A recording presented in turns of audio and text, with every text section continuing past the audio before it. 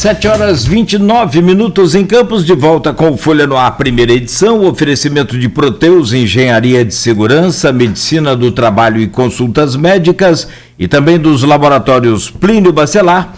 No programa de hoje, nós temos a honra de receber aqui o advogado André Barros. Ele tem uma notícia crime de número 9020, que pede o afastamento de Bolsonaro por genocídio e vem comentar sobre esse fato e outros assuntos aqui no Folha no Ar, primeira edição. André Barros, muito obrigado pela presença, bom dia, é um prazer, seja bem-vindo aqui ao Folha no Ar, primeira edição. Cláudio Nogueira, Luiz Abreu, Folha no Ar, primeira edição, uma grande honra estar aqui conversando com vocês. Eu adoro Campos, né, e gosto muito do nome, né? Campos dos Goitacazes, né? Eu acho sensacional. É uma honra estar aqui com vocês. A honra é toda nossa. Obrigado pela presença. André, antes de falar da própria queixa-crime em si, você propôs no Supremo enquanto advogado, militante do PSOL, foi várias vezes candidato pelo partido. Esse conceito de genocídio, né? Genocídio, segundo o dicionário, é extermínio deliberado, parcial, total de uma comunidade, grupo étnico, racial ou religioso. Ou seja, ainda que eu concorde que o que esteja acontecendo no Brasil, até falamos sobre isso também aqui com o professor Sofiati, que eu citei aqui no início, as repercussões que a entrevista deu, assim, mas concorde que o Bolsonaro tentou, de maneira, eu digo, um governo, o presidente, ele não tem nem essa, vou dizer, essa capacidade de abstração de ser uma coisa pensada, né? Ele, acho que a capacidade de abstração dele é muito reduzida, né? Particularmente, é uma visão que eu tenho. Mas o que ele tentou foi uma unidade de rebanho, né? E a duras penas, e como ele disse, eu não sou coveiro, e daí morrem os idosos que têm comorbidade, que agora com essa segunda onda a doença avançou muito para a população jovem, né, com as variantes, a P1, a P2. Mas, assim, genocídio não seria o extermínio de um povo, de uma cultura? Essa palavra, ela não é mal empregada diante ou concorda a mortandade que o governo federal impõe ao Brasil? Bom dia. Bom dia, Aloysio. O seguinte, Aloysio, desde o Holocausto da Segunda Guerra Mundial, mais de 100 países assinaram uma convenção onde se comprometem no seu país a combater vários crimes, e o primeiro é o crime de genocídio. Então, existe a lei do crime de genocídio no Brasil, é a lei 2.889, desde 1956. E no governo Fernando Henrique foi aprovado pelo Congresso Nacional a Carta de Roma do Tribunal Penal Internacional, que estabelece vários crimes imprescritíveis, e o primeiro é o crime de genocídio. Em julho do ano passado, o presidente da República, através de uma mensagem número 378, publicada no Diário Oficial da União, ele vetou o acesso universal à água potável. Eu vou fechar aqui para melhorar o som, de repente. Acho que melhorou, né? Ele, em julho do ano passado, ele foi encaminhado pelo Congresso Nacional, em razão da vulnerabilidade dos povos indígenas e das comunidades quilombolas, uma série de medidas para o presidente da República, como acesso ao Plano Safra de sementes, cesta básica, UTI, materiais de proteção individual e, inclusive, um plano de contingência aos povos indígenas isolados. mas o primeiro foi o acesso universal à água potável. E o presidente da República vetou essas medidas de proteção aos povos originários, aos povos tradicionais, no meio de uma pandemia. Quando eu olhei aquilo, quer dizer, publicado em Diário Oficial, eu vislumbrei logo o crime de genocídio. O crime de genocídio, ele, no artigo 1º, ele tem 4 letras, A, B, C e D. Na letra C, diz o seguinte, é submeter, porque o crime, é importante colocar, o crime é um fato que tem que se adequar a uma lei, né? É o princípio da reserva legal. Então, diz ali a letra C, submeter intencionalmente grupo nacional, étnico, racial ou religioso a condições de existência capazes de ocasionar-lhe a destruição física total ou parcial. Então, você submeter, apenas submeter a condições de existência capazes de ocasionar a destruição física total ou parcial é crime de genocídio. Nessa letra é um crime formal, basta você submeter, porque isso é gravíssimo, né? Você submeter um povo a condições que ele possa ser destruído no todo ou em parte. Então, o presidente da República, ao vetar o acesso universal à água potável no meio da pandemia aos povos indígenas e comunidades quilombolas, evidentemente, nesse inciso, é o crime de genocídio, onde a pena é de 10 a 15 anos. Se pessoas morrerem em razão, né, de que você está atacando um grupo como tal, aí a pena aumenta de 12 a 30 anos. Então, basta você submeter um povo étnico, racial, a essas condições capazes, né? Então, eu quero ver agora, porque a notícia crime, ela foi inicialmente arquivada, e aí eu fiz um recurso, que se chama agravo regimental. Ele está na pauta do Supremo Tribunal Federal. O ministro Edson Fachin o destaque desse recurso, quer dizer, o recurso estava no plenário virtual e com destaque. Destaque, já, o nome já diz, ele destacou a matéria é relevante. Então, ele retira do plenário virtual e vai para o plenário, o recurso está no plenário presencial, que agora é realizado em teleconferências. Então, eu quero ver o que os ministros do Supremo Tribunal Federal vão decidir em razão de um presidente da República vetar o acesso universal à água potável, e o Brasil inteiro tem que saber disso, o mundo inteiro tem que saber disso, e quero ver o que o Supremo vai decidir, se esse fato de vetar o acesso universal à água potável não é o crime de genocídio estabelecido no artigo 1º, letra C, da Lei 2.889, de 1956. É isso, grande Aloysio, grande Paulo. Então, quer dizer, o crime de genocídio, ele se dá por conta de medidas tomadas contra a população autóctone do Brasil, que são os índios, né? É isso, né? Esse é o primeiro ponto. A medida...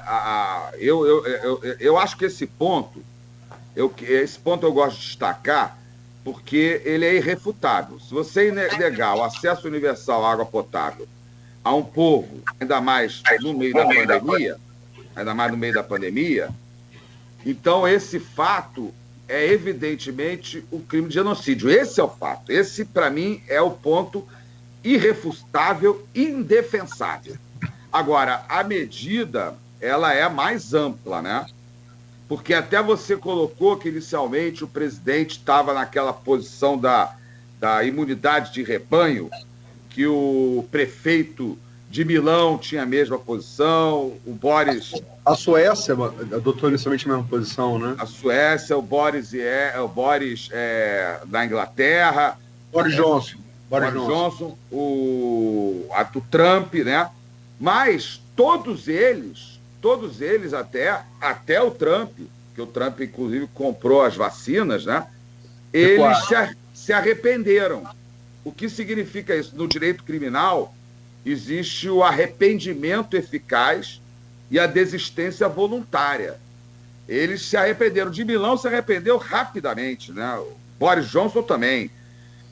E o Bolsonaro nunca se arrependeu. Nunca se arrependeu. Pelo contrário, o Bolsonaro veio desde março do ano passado praticando um crime que, como ele é o autor desse crime, as autoridades brasileiras, em geral, acovardadas, né, com medo, né, não sei mais o quê, não fizeram nada, que o crime é do artigo 268 do Código Penal, que é o quê? Infringir determinação do poder público destinada a impedir a propagação de doença contagiosa. Então, você não respeitar o isolamento, sair sem máscara, com o nariz de fora, ou sem máscara até com o nariz de fora. Isso o que é? Você está propagando o vírus. E isso é crime, do artigo 268 do Código Penal.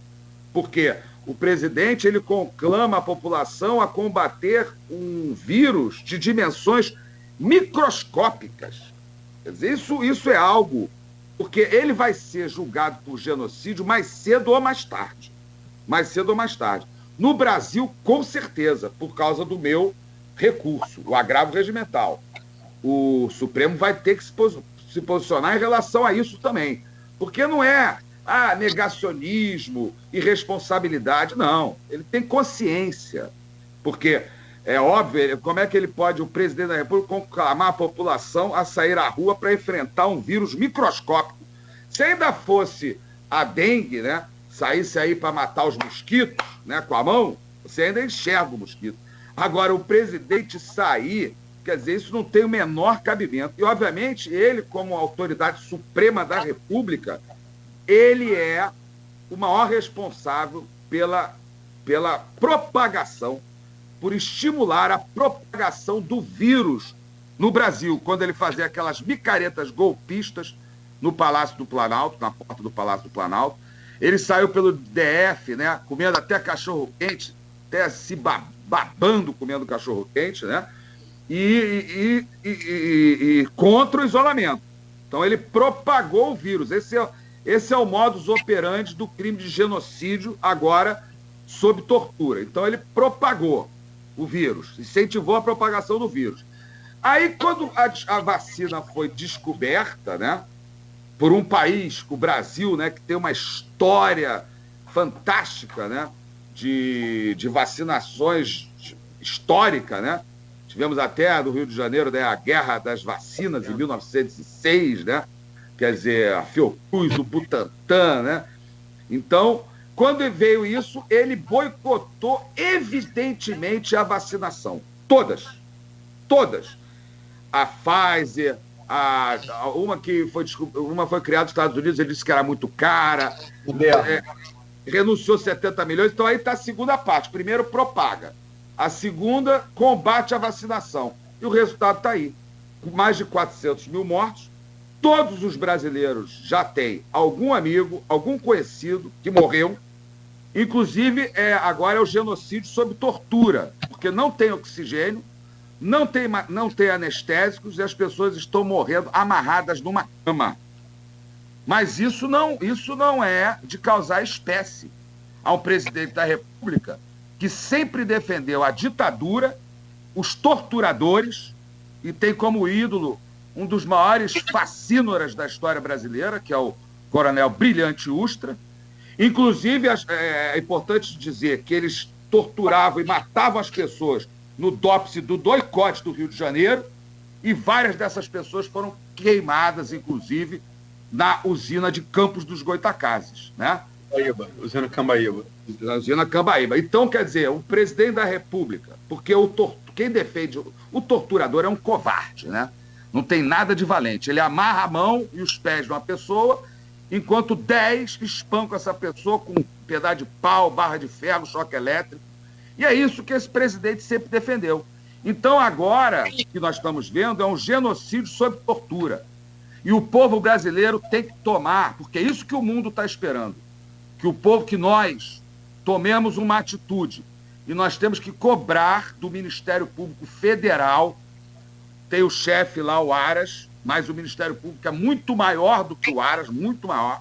A gente tem que cobrar do Ministério Público Federal, dos procuradores, dos subprocuradores, que tomem uma atitude contra esse presidente da República, porque o crime de genocídio é evidente que ele pratica de forma permanente e continuada. Só mais uma coisa, Luiz, rapidinho, em relação aos índios, eu coloquei na notícia crime, até lembrando sempre, né, o grande povo indígena, o Goitacá, né, o Goitacá é uma história magnífica, né, do Goitacá que foi dizimado. Ele disse antes, na campanha eleitoral, que infelizmente a cavalaria brasileira não fez como a cavalaria americana, que matou todos os índios. Ele disse que não ia reconhecer um palmo de terra dos índios, nem das comunidades quilombolas. Então, quer dizer, ele é réu confesso de genocídio na campanha, agora, com as suas práticas, ações e omissões, né? E ele continua de forma, como se fala, é o crime continuado, de forma permanente, praticando esse genocídio. É isso, grande Aloysio. Para lembrar que os índios Goitacá, que são a população original aqui de Campos, o nome Campos dos Goitacás que você se referiu, é porque Campos é uma planície, né? Campos é, na verdade, uma obra do Rio Paraíba, né? O Rio Paraíba do Sul, que tem foz aqui, pelo menos tinha, né?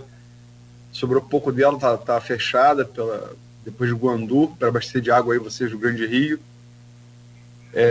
Um planície, me lembra muito o Uruguai, né? Quem conhece o Uruguai, é uma grande planície. Só que o Uruguai é uma planície maior, porque é um rio maior que é o Rio Prata, né? E os Goitacá, eles foram extintos ainda no século XVII, ali no início da colonização de Campos, pelos seus capitães. Parece que a última batalha entre os portugueses e os índios Goitacá foi onde hoje funciona a usina de Outeiro. Outeiro não está dizendo, é um morro natural, né? É um morro e os portugueses ficaram em cima, os Goitacá tentaram tomar e ali parece que foi a última batalha deles. E estão imortalizados na ficção, né? De José de Alencar, o grande livro clássico, o Guarani. Tem que lembrar que Peri se orgulha de ser índio Goitacá, né? Está lá no romance de José de Alencar. E agora, você falou do extermínio dos povos indígenas. O governo, no dia 25, esse governo é engraçado. Você, como advogado, sabe, André, melhor do que eu, Cláudio, que somos leigos, que nenhum Estado democrático de direito do mundo você é obrigado a produzir prova contra si mesmo, né? E esse governo produziu, porque ele, no dia 25, a UOL divulgou com exclusividade, o site UOL, né, pelo jornalista Rubens Valente, um documento que o próprio governo listou 23 acusações que seriam feitas contra ele imaginava, na CPI da Covid, que foi instalada ontem ali no Senado Federal. E entre essas 23 acusações do governo contra si, o que também é um pouco retrato desse governo, né? O número 15, genocídio de indígenas. Você viu, né? Aloysio. Pois não. Seguinte, é importante registrar que o Bolsonaro está preocupadíssimo com a notícia crime 9020 por genocídio contra ele. Essa notícia foi publicada semana passada no UOL e teve grande repercussão na mídia. No dia seguinte, o presidente da República gravou um áudio ameaçando, dizendo assim: vocês, amigos do Supremo, diz agora que o ministro está pedindo para o presidente do Supremo colocar em pauta um processo contra mim por genocídio. Ele falou em áudio, e sério, sem fazer gracinha, porque ele gosta sempre de fazer uma gracinha. E aí, no final, ele diz assim: não estou ameaçando ninguém. Então, ao falar isso, ele está falando da minha notícia crime, porque a única notícia crime no Brasil por genocídio foi essa que eu fiz, está em recurso. E agora, quando ele coloca na número 15, né, que são 23 confissões, mais a 15ª genocídio indígena, quando ele coloca, ele está se referindo também à notícia crime 9020, que eu quero dizer, inclusive, que tem vários movimentos nas redes sociais, todos os crimes do presidente, Ocupa Mink, e no movimento mundial Ocupa Genocida no mundo inteiro, então vários movimentos estão divulgando essa questão. Então, quando ele coloca na 15ª, ele está falando também dessa notícia crime por genocídio, ele está confessando. E ele não precisa ter até a CPI do Senado, a rigor, não precisa de nenhuma investigação. Tudo que o Bolsonaro faz é público e notório. Isso é esse veto, porque até vocês falaram, nós não somos especialistas em direito, mas o direito é para todo mundo conhecer. O direito, todo mundo sabe que matar alguém é crime, né? Homicídio. Então o direito é para todo mundo conhecer. Qual é o fato? Vetar o acesso universal à água potável aos povos indígenas e comunidades quilombolas no meio da pandemia. Até dizer que o Campos é o lugar onde tem mais comunidades quilombolas do estado do Rio de Janeiro, né? Então, vetar o acesso universal à água potável aos povos indígenas e comunidades quilombolas, isso é crime de genocídio. Qualquer pessoa pode entender, porque como é que você vai viver sem água potável, ainda mais numa pandemia, né? Então, tudo que ele faz, por exemplo, esse veto foi através da mensagem 378, publicado no Diário Oficial da União. Tudo que ele faz é público e notório. Quando o ministro da Saúde assinou o contrato com o Butantan para a vacina, a Coronavac, o presidente da República chamou o ministro da Saúde, que não sabe nada de medicina, isso também é genocídio, né? Também é prova do crime de genocídio, o ministro da Saúde, o general todo súdito, dizendo para ele, presidente, um manda e outro obedece. Uma vergonha, inclusive, às Forças Armadas, né? Um general chegar e se posicionar daquele jeito. Por quê? Contra o contrato da vacinação. Então, o modus operandi do genocídio, aí eu estou falando de forma ampla, em relação aos povos indígenas e comunidades quilombolas, é irrefutável. Então, é o seguinte, só se o Supremo disser, aí vai ter que ter muita criação jurídica, que você vetar o acesso universal à água potável aos povos indígenas e comunidades quilombolas no meio da pandemia, se isso não é genocídio. Então, quero que o Supremo vai ter que se posicionar em relação a isso. E eu quero só dizer uma coisa também, o Brasil tem povos isolados, povos indígenas isolados. Olha que magnífico, são povos arredios, povos que não querem nenhum contato com ninguém dessa civilização decadente a nossa, onde a felicidade só está no consumo, né, e na acumulação de capital. Então, você tem no Brasil 30 povos indígenas em total isolamento. Por isso que, na medida, existia, né, aliás, esse veto foi derrubado depois, um plano de... Esse eu não sei se foi derrubado, um plano de contingência aos povos isolados. Quer dizer, isso é magnífico. Nós temos no Brasil 30 povos indígenas isolados, que não querem contato com a gente, com ninguém. Então, esses povos têm que ser... realmente, nós temos que protegê-los e garantir essa decisão deles de serem totalmente isolados e arredios, né? Índio que não quer contato nem com as populações indígenas, nem com homem. Falar em homem branco no Brasil é meio piada, né? Mas, enfim, do que contato com o homem da civilização greco-romano judaico-cristã, digamos assim. Mas, André, falar puxando no final do bloco, o que você achou da CPI da Covid instalada ontem, né, no Senado Federal? O que você espera dela?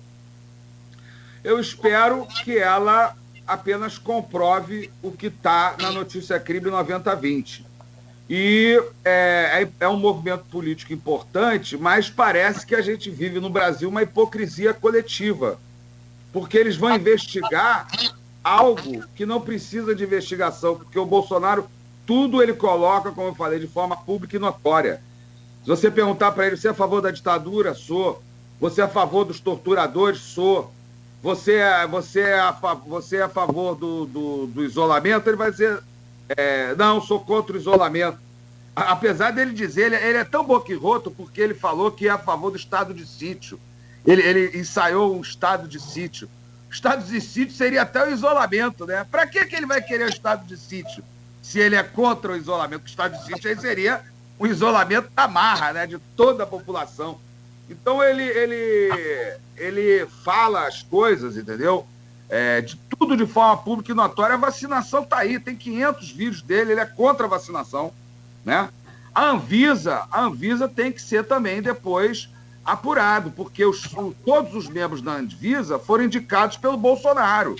Inclusive, ele aumentou o mandato, ele acabou com a recondução, mas ele aumentou o mandato dos membros da Anvisa. Porque a Anvisa cria todos os problemas em relação às vacinas, né?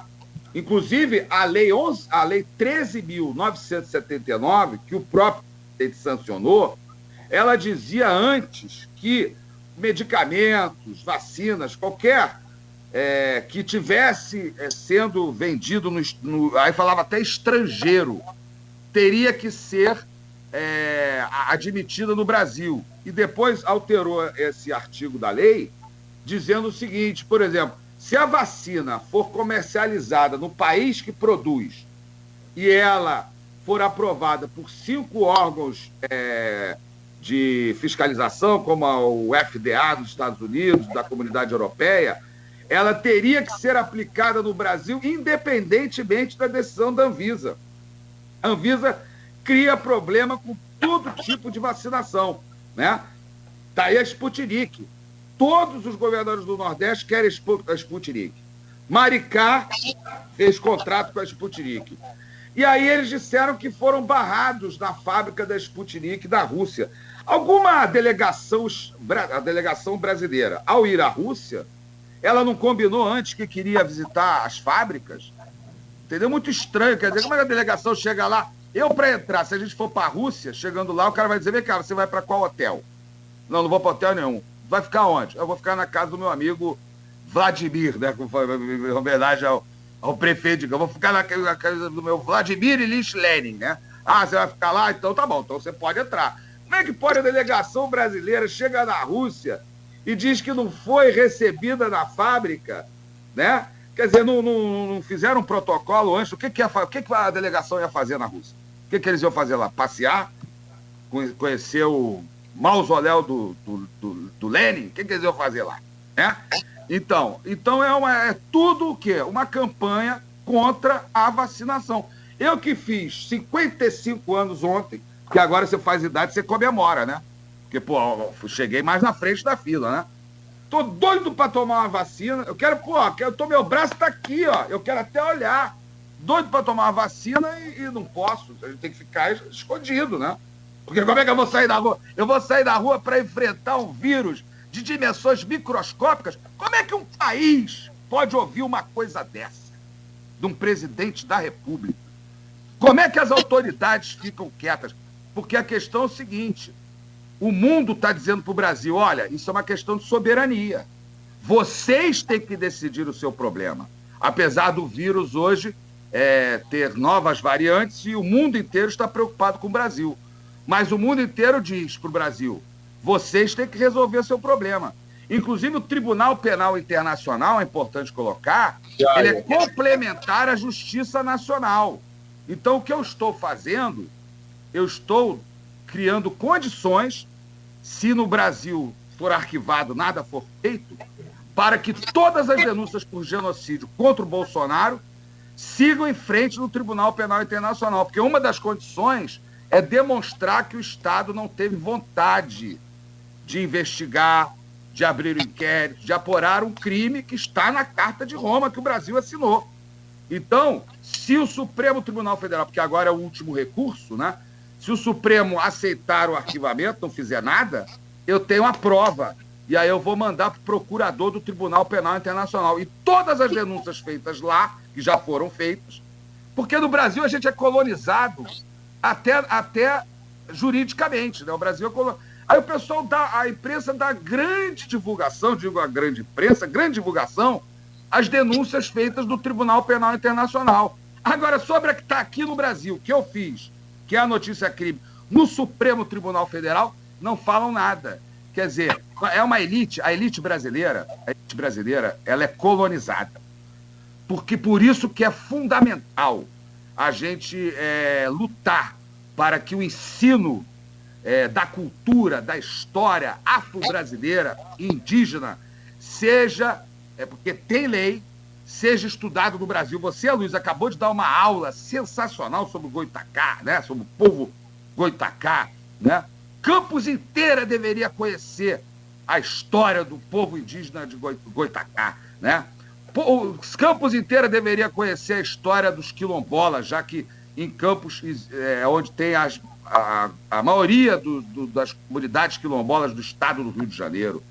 Então, o Campos inteira deveria conhecer o que foi a ditadura militar e saber que na sua usina corpos foram queimados. Eu digo Campos como exemplo, né? O Brasil inteiro deveria conhecer isso, né? Essa história, porque foram eles que construíram as riquezas do Brasil, né? Os negros, os índios escravizados, né? Os índios escravizados, e a luta contra essa ditadura militar que foi uma desgraça. A ditadura militar foi uma desgraça para o Brasil, né? O Brasil, nos anos 60, ele vinha tão bem que até bicampeão do mundo de futebol o Brasil foi, né? 58 e 62. Até no futebol, na música, na cultura, o Brasil vinha crescendo, né? A reforma, né? As reformas, a reforma agrária e tudo mais, e de repente vem um golpe militar que, inclusive, combateu muito, né? A imprensa, o jornalismo, né? A liberdade de imprensa. Luiz, tu me interrompe, porque advogado fala pra caramba, hein, Cláudio? Cláudio, me interrompe. 8h01. A gente pode lembrar duas coisas. Só para fechar o bloco, você permite, Cláudio? Claro, por favor. A denúncia de queima de corpos em Cambaíba foi feita pelo ex-delegado do DOI-CODE, que o André citou aqui. Era uma polícia política da ditadura militar, né? E o delegado Cláudio Antônio Guerra, né? Ele escreve um livro sobre isso, já idoso. Foram abertos 2 inquéritos, um no Ministério Público Estadual, que foi encerrado, o promotor foi o Marcelo Lessa Bastos, e no Ministério Público Federal, o procurador na época de Campos era Eduardo... Você lembra sobre o nome dele, Cláudio? Está me fugindo, Eduardo...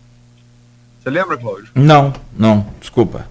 Eu vou procurar aqui. E esse inquérito do MPF acusou o próprio Cláudio Antônio Guerra, mas só para frisar, e não estou falando de defesa nenhuma não, mas assim, dando informação, não chegou à conclusão se houve realmente a queima de corpos na usina ou não. Né? Oi. Só para complementar, a Beth Formagini fez um filme há pouco tempo, né? Pastor Cláudio, um filme sensacional, baseado no livro que você citou.